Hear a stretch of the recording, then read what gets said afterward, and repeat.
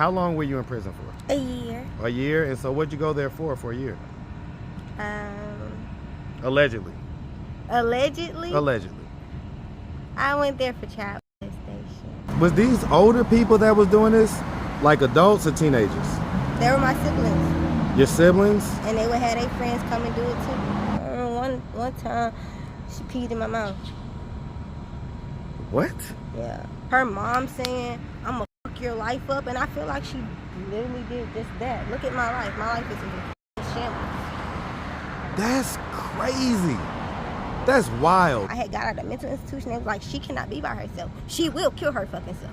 And I most definitely will. And Mom, if you're watching this, because I know you don't know who I am and I don't know who you is, but I know you.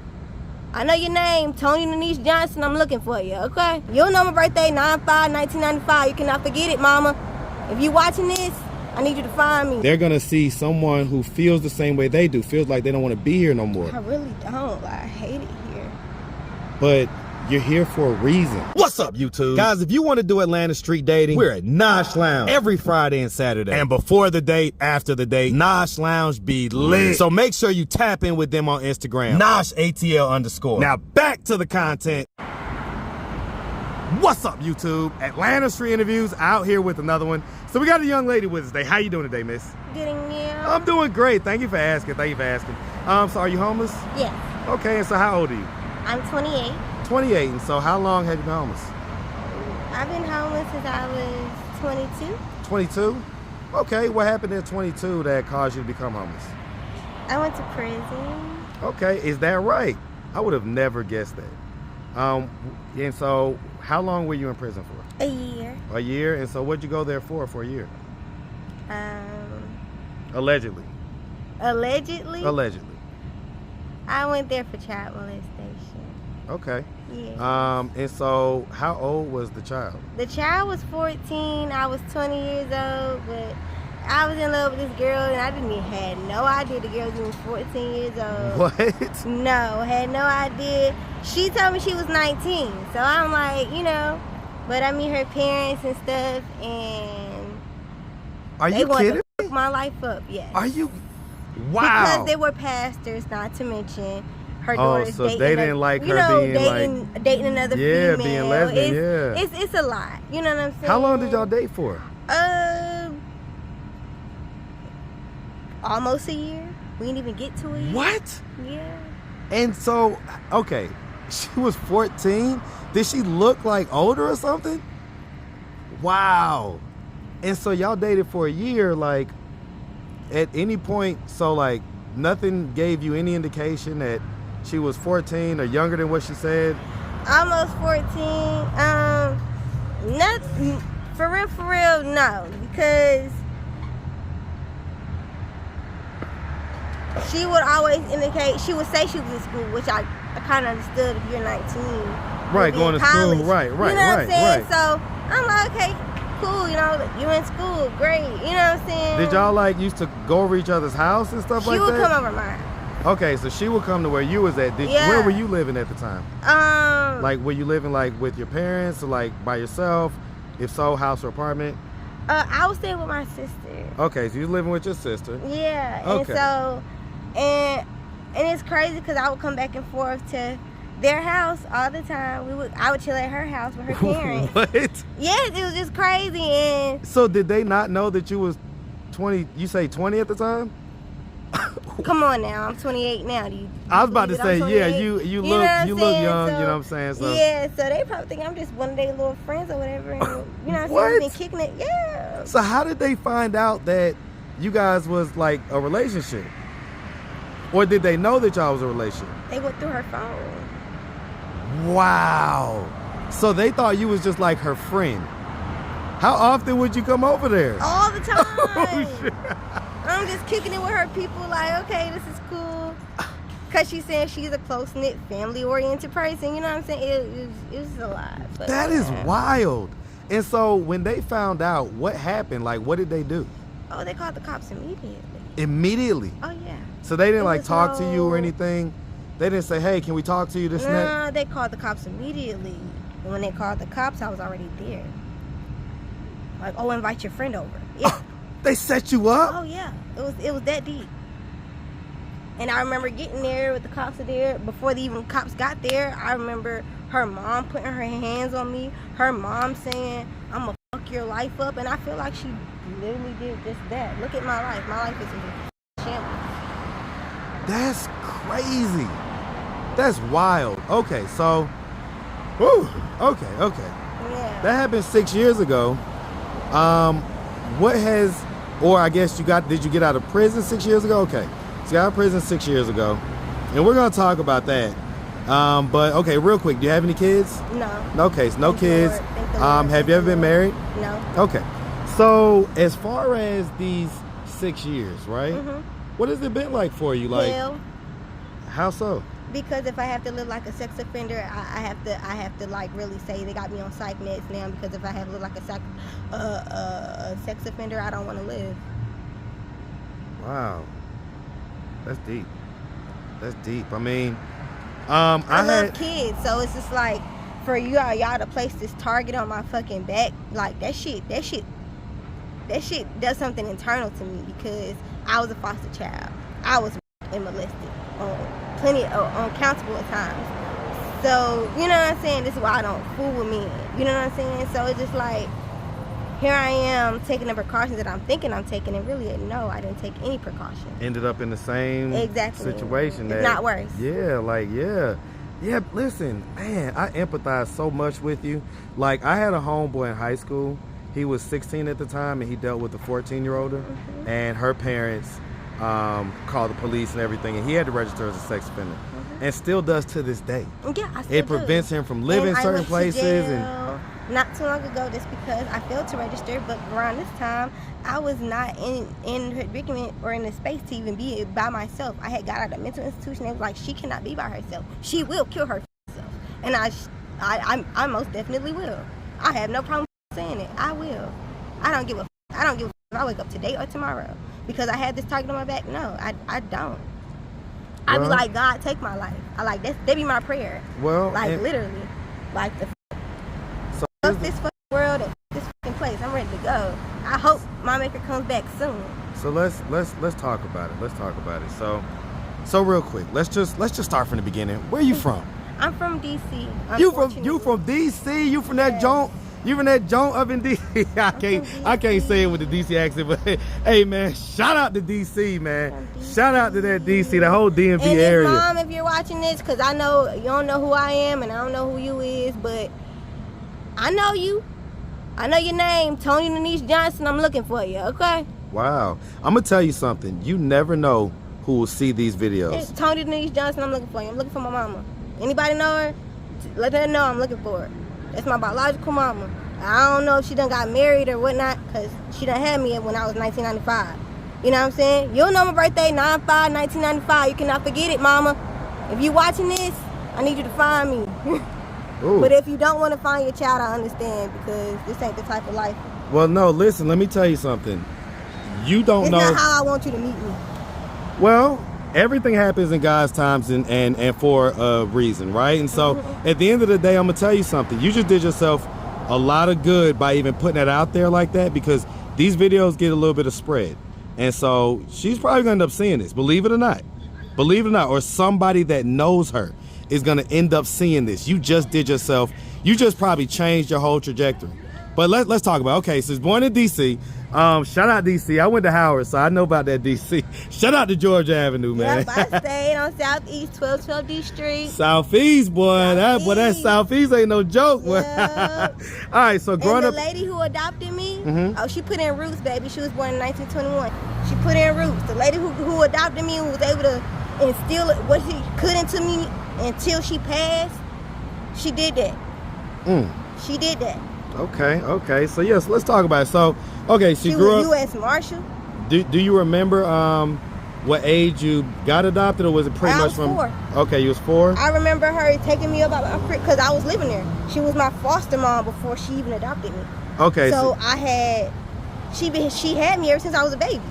Okay, so she had you since you was a baby. Yeah. Okay, and so growing up with her, did you have brothers and sisters? Yes. Okay, how many?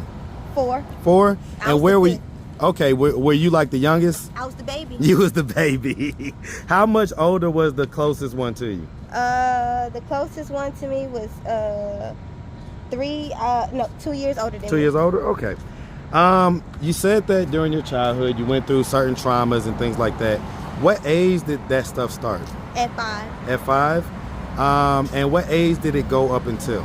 10, 10, 12. 10, 12? Well, that's basically my whole life because It kind of didn't stop. kept running type into deal? the same people. Was it people that lived in the house with you? I had to go back into foster care, so that was a whole nother thing. Mhm. Okay, so when this happened to you, was it like the same person that was doing it, or was it like different people that was doing it? different people. And so, did you ever get to a point to where like you told what happened or whatever? No, So you never told. no one knows. No one knows. Okay. Why do you think like I understand, you was a child, but why do you think like you never said anything or No one believed me. For one, I felt like I was too. It was even strange for me because I felt like I was too young to be going through what I was going through. Yeah. You know what I'm saying? I was just like, no, whatever, believe me. Did you realize what was happening when it was happening? Because like at the age of 5, that's so young, So I didn't. Okay, so you didn't really understand what was going on. When did it click in that this is 7. what you say? 7? You said that very definitively. Was there something that happened at 7 that made you? What was it? Believe it or not, I was 7. I was on the cusp of taking my life. And that's when I heard God's voice for the first time. And he said, don't treat them how they treat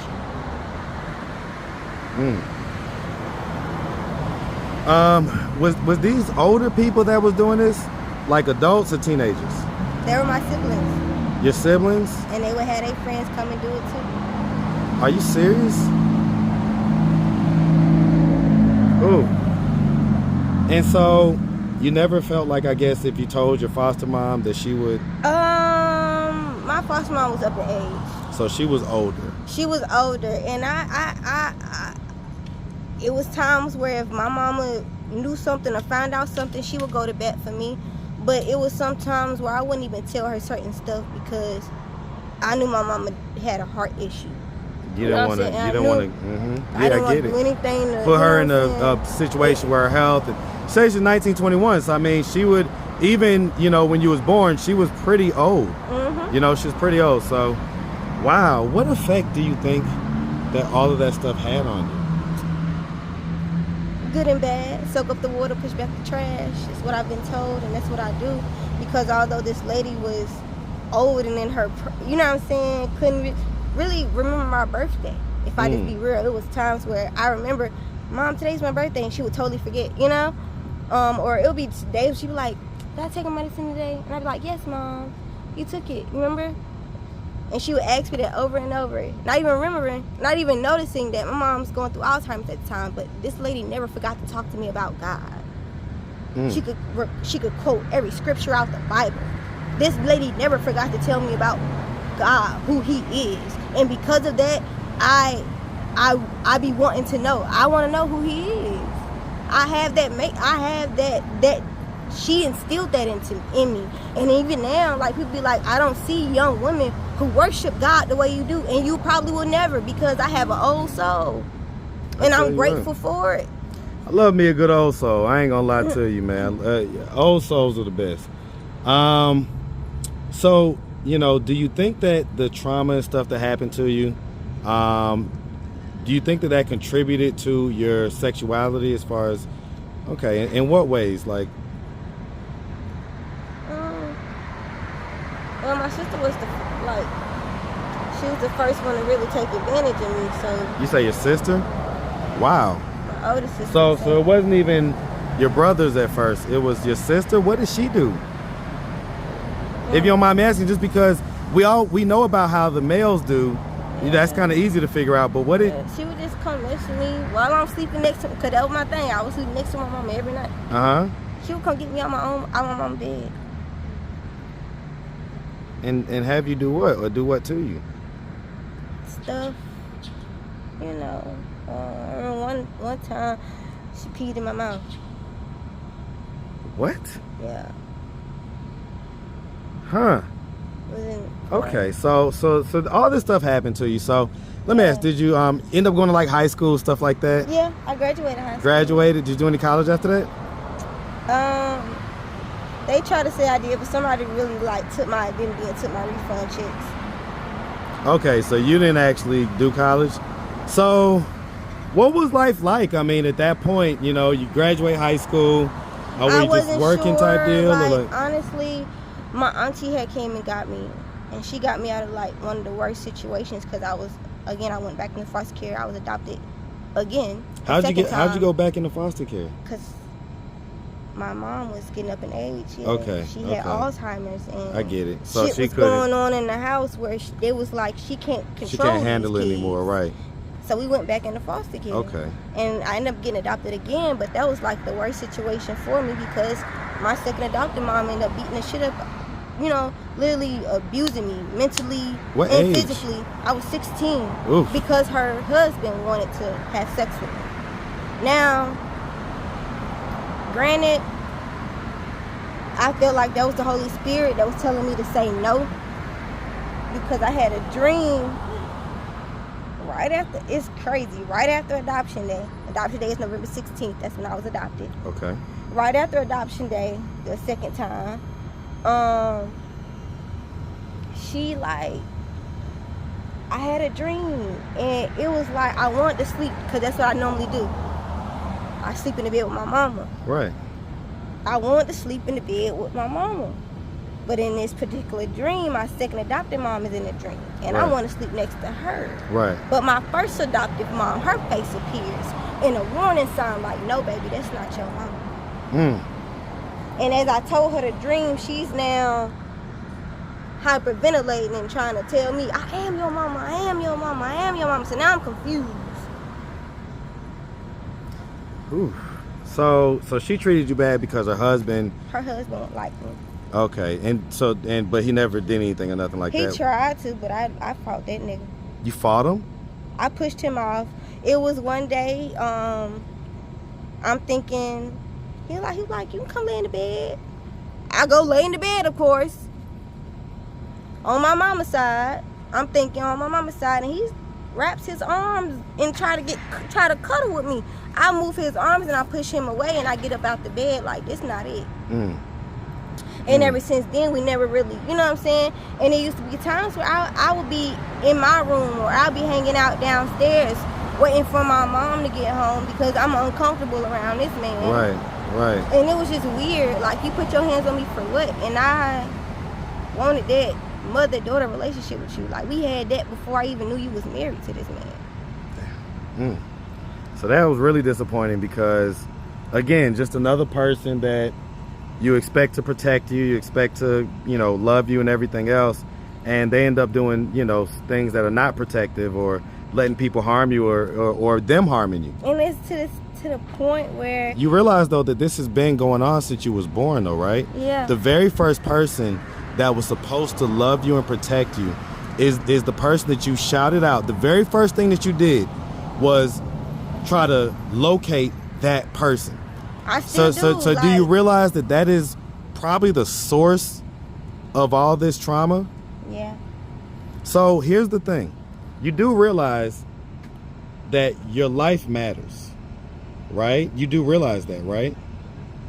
Even by doing this interview, you don't know who's going to see this and who's going to be encouraged to tell their story, encouraged to keep going.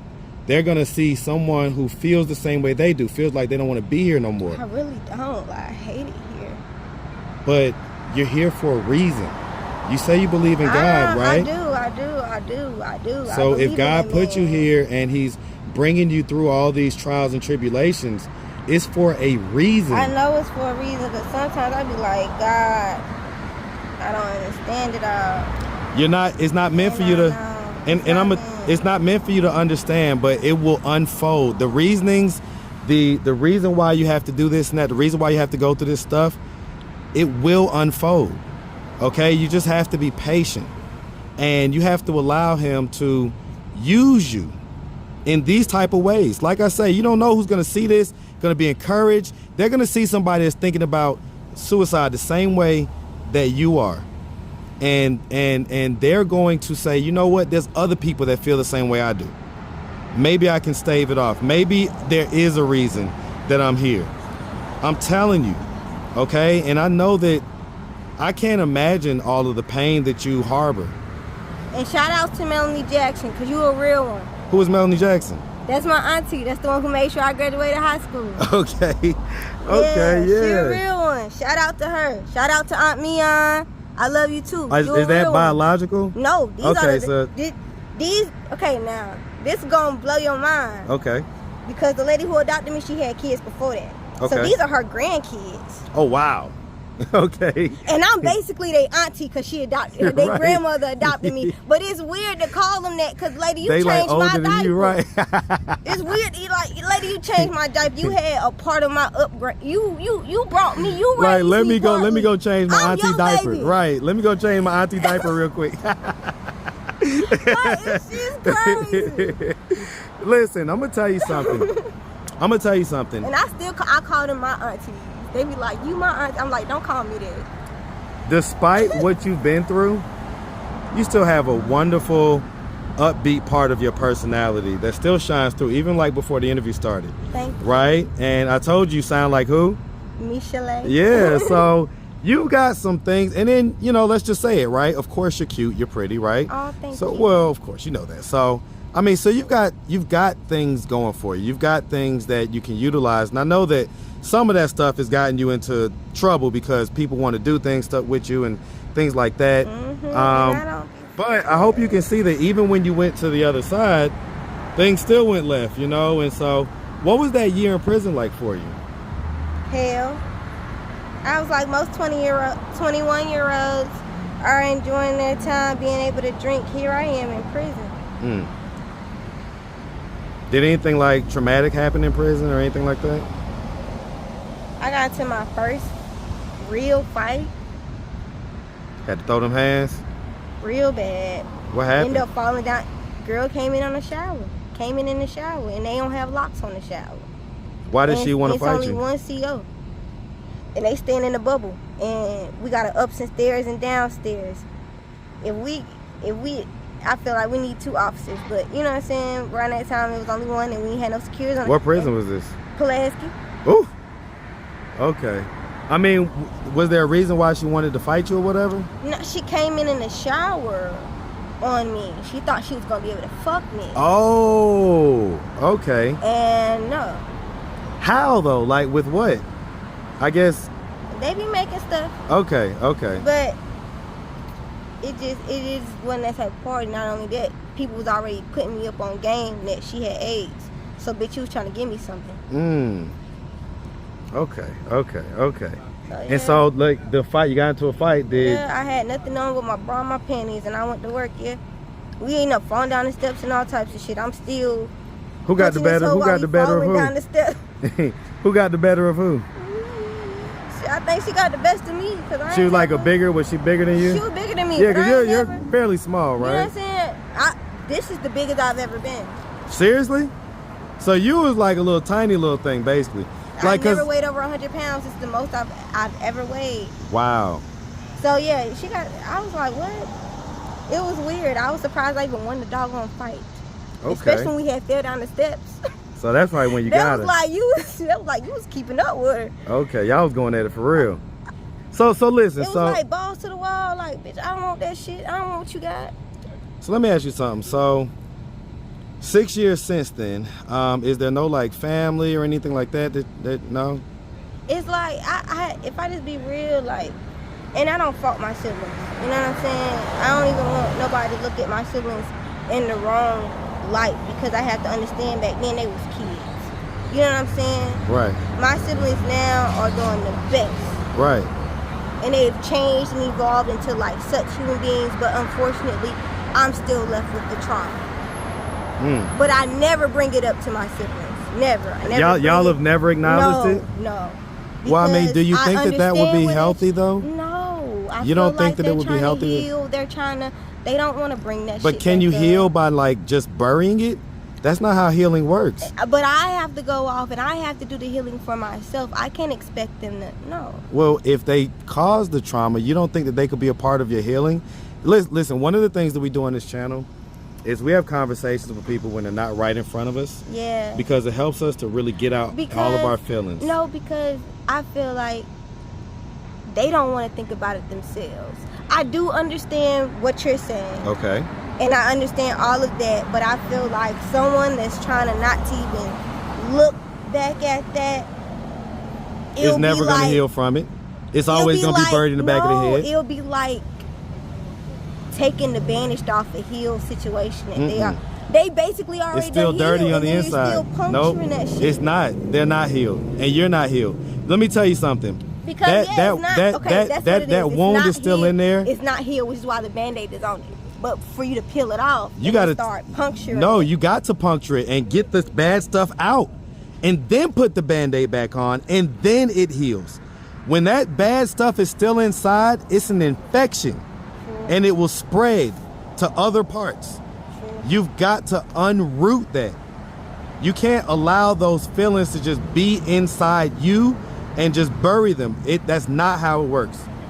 Okay, so what I was saying, one of the things that we do, we talk to people that are not right in front of us because it helps us to get out our true feelings, our emotions, without being interrupted, gaslit, or anything else. But yeah, like that's the thing too. I just don't want to bring up trauma because I know everybody don't want to be reminded. Have you talked to a therapist and stuff like that about this? But I'm trying to. Yeah, I need to talk to a therapist. Because you got to talk to somebody about this. Because I don't have funds, and therapists cost money. Okay, well, listen, I'm free.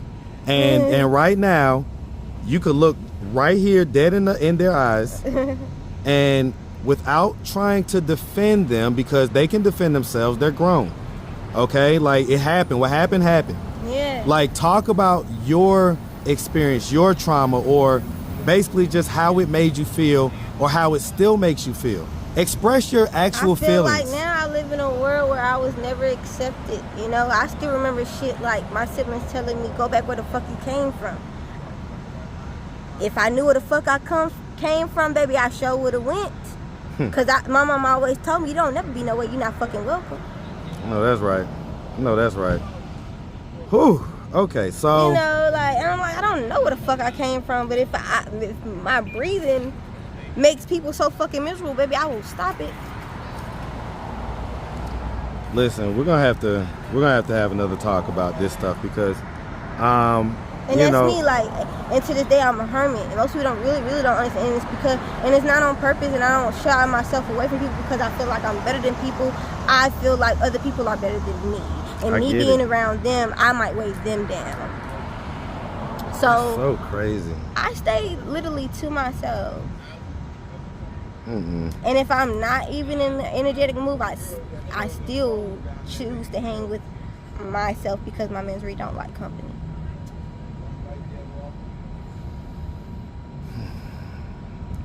Okay. Like, I'm real heavy on it. Like, if I know my energy, or if I know, like, right now I'm angry, okay, right now isn't the best time for me to be around people. If I know right now I'm sad, I want to cry like a bitch, right now is the right time for me to be around people, and I will. I'll do that for a while, and you're like, she just don't want to know. It's not that I'm really going through it mentally. And some days I'm angry, and some days I'm crying like a bitch.